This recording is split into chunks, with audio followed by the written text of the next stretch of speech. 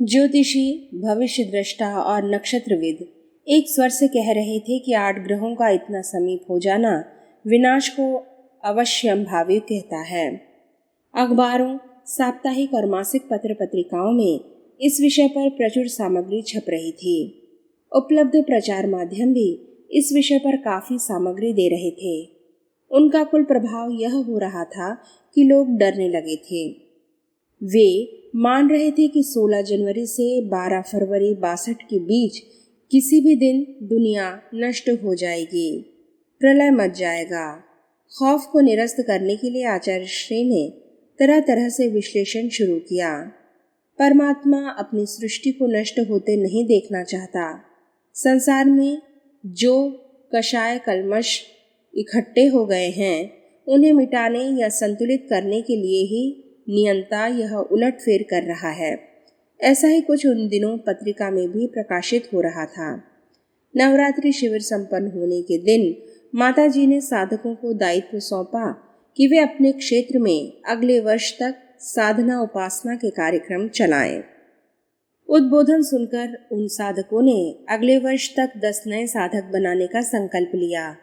माताजी ने शिविर समापन के समय ही कहा था कि उनके अकेले के सानिध्य में यह अंतिम शिविर हो रहा है। उसके बाद का नवरात्रि शिविर आचार्य श्री के सानिध्य में होगा। आचार्य श्री गायत्री जयंती पर मथुरा आ रहे हैं। मुन्ना लाल नाम के एक साधक ने पूछा भी कि अगले शिविर में माताजी से संपर्क नहीं हो सकेगा क्या। माताजी को उत्तर देने की आवश्यकता नहीं हुई। पास बैठे किसी साधक ने ही कह दिया कि माताजी का सानिध्य क्यों नहीं मिलेगा, उनके बिना तो हम लोगों का फलाहार भी नहीं हो सकता। यह उत्तर विनोद भाव से सुना गया। मुन्ना लाल को अपने साथी के हस्तक्षेप और बाद में उठी हंसी से समाधान नहीं हुआ। उनके चेहरे पर जिज्ञासा या प्रश्नवाचक भाव अब भी तैर रहा था। माताजी ने उसे समझाया और कहा, पहले को माँ की तरह ही संभालती थी। आचार्य श्री के अज्ञातवास पर जाने के बाद मैंने उनकी सौंपी हुई जिम्मेवारियां भी यथाशक्ति पूरी की। अब वे वापस आ रहे हैं तो उनका काम वही करेंगे। मेरे लिए जो आदेश देंगे उनका मैं पालन करूंगी। माताजी ने फिर उस कार्यकर्ता की ओर देखा। लगा कि उसका भली भांति समाधान नहीं हुआ है, इसलिए उन्होंने 2 टूक शब्दों में कहा, परेशान मत हो मुन्ना लाल, आचार्य श्री ने 1 वर्ष का यह दायित्व साधकों के बीच आने के लिए ही तो सौंपा है। माँ की तरह तो मैं आगे भी काम करूंगी। आचार्य श्री की साधना सहचरी के रूप में भी अपने आप को सिद्ध करूंगी। अज्ञातवास से लौटने के बाद आचार्य श्री प्रखर और तेजस्वी रूप में प्रकट होंगे। उनका काम बढ़ेगा, व्यस्तताएं बढ़ेंगी। साधकों की देखभाल के लिए उनके आदेश अनुसार मुझे भी आगे आना ही पड़ेगा। सुनकर साधक का समाधान हो गया। मुन्ना लाल अपने स्थान से उठा, माताजी के पास गया और उनके चरणों में प्रणाम करते हुए कहने लगा, गुरुदेव जैसे भी प्रचंड और तेजस्वी रूप में उभर कर आए, मुझे आपके स्नेह में ही विश्राम है। वह मिलता रहे और कुछ नहीं चाहिए। माताजी ने मुन्ना लाल के सिर पर हाथ रखा और स्नेह से दुलराया। कुछ पल वह इसी स्थिति में माताजी के चरणों में बैठा रहा। प्रसंग 22, साधकों के लिए आह्वान। अभी तक साधक गायत्री की सामान्य साधना ही करते थे। सहस्त्रांशु जप, अनुष्ठान और बहुत हुआ तो 24 लाख का महापुरस्चरण। इन साधनाओं का अनुशासन भी थोड़ी सी सावधानी बरतने पर सहज ही निभाया जा सकता था। ब्रह्मचर्य से रहने, जमीन पर सोने, एक समय भोजन करने, चमड़े की बनी वस्तुओं का उपयोग नहीं करने और अपनी सेवाएं आप करने जैसे व्रत नियमों के साथ जप अनुष्ठान भी साधकों को अध्यात्म की उच्च कक्षा तक पहुंचाता था। आचार्य श्री अज्ञातवास से वापस आए तो उन्होंने पहली घोषणा यह की कि साधक गायत्री की उच्च स्तरीय साधना भी करें। 1961 की गायत्री जयंती का दिन था। तपोभूमि में आते ही आचार्य श्री ने प्रातःकालीन प्रवचन में यह बात कही। उस समय गिने चुने साधक मौजूद थे। उन साधकों और तपोभूमि के कार्यकर्ताओं ने भी इस घोषणा को अहोभाव से सुना। उस गोष्ठी में ही आचार्य श्री ने अष्टग्रही योग के आतंक की चर्चा फिर छेड़ी थी। कहा कि अगले साल 5 फरवरी 1962 को यह योग आता बताया जा रहा है। लोग कह रहे हैं कि इससे पहले महाभारत के समय 7 ग्रह एक राशि पर आए थे, तब महाविनाश हुआ था। इस बार 8 ग्रह एक राशि पर आ रहे हैं। उस विनाश की सिर्फ कल्पना ही की जा सकती है। वह कितना भयंकर होगा कहा नहीं जा सकता। आचार्य श्री ने वहां उपस्थित साधकों से कहा कि इस योग का दूसरा पक्ष भी है। महाभारत के समय भगवान कृष्ण का अवतार हुआ था। उनकी संपूर्ण कलाएं उस योग के बाद ही प्रकट हुई थीं। अष्टग्रही योग का एक संदेश यह भी है कि भगवान एक बार फिर अपनी संपूर्ण कलाओं के साथ प्रकट होने वाले हैं। वहां मौजूद रतनलाल शास्त्री ने पूछा कि भगवान का जन्म होगा या वे अपने आप को प्रकट करेंगे। यदि प्रकट करेंगे तो हम उन्हें किन लक्षणों से पहचान सकेंगे। रतनलाल शास्त्री के प्रश्न को सुनकर दूसरे साधकों ने भी उत्सुकता का भाव जताया, जैसे उनके मन में भी यही प्रश्न उमड़ रहा हो। आचार्य श्री ने कहा कि यह तो भगवान के प्रकट होने पर ही समझा जा सकता है कि उन्होंने जन्म लिया है या अपने आप को व्यक्त कर रहे हैं। जहाँ तक उनके प्रभाव का प्रश्न है, वह फरवरी के बाद ही दिखाई देने लग सकता है। यह प्रभाव संसार और समाज की स्थितियों में आने वाले परिवर्तनों के रूप में होगा। परिवर्तन देखे ही नहीं, अनुभव भी किए जा सकेंगे। अष्टग्रही योग के बारे में इतनी सी बात कहने के बाद आचार्य श्री ने फिर उच्च स्तरीय साधना की चर्चा छेड़ दी। कहा कि अभी तक हम गायत्री के एक मुख की ही आराधना करते हैं। साधना की अगली कक्षा में पंचमुखी गायत्री की साधना करेंगे। गायत्री के पंचमुखी स्वरूप का अर्थ है अपना अस्तित्व जिन आवरणों में बटा हुआ है उन्हें जगाना।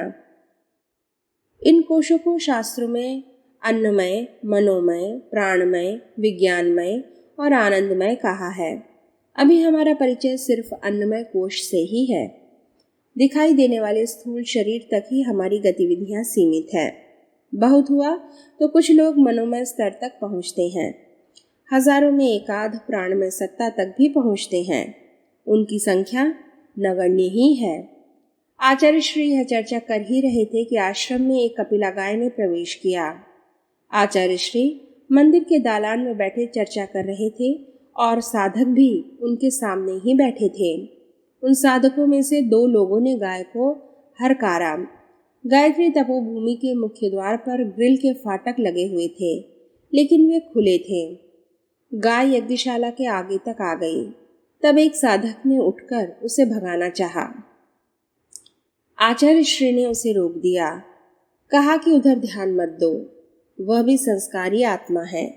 जिस तरह आई है उसी तरह चली जाएगी। कहकर आचार्य श्री आगे की चर्चा में व्यस्त हो गए। वह गाय सीढ़ियों के पास आकर बैठ गई थी। मंदिर की ओर टुकुर टुकुर देखती हुई, जैसे वह भी आचार्य श्री की कही बातों को सुन रही थी। चर्चा लगभग आधा घंटे तक चली। उसके बाद आचार्य श्री उठ गए। वे सीढ़ियां उतरकर आगे निकल रहे थे कि गाय भी उठ गई।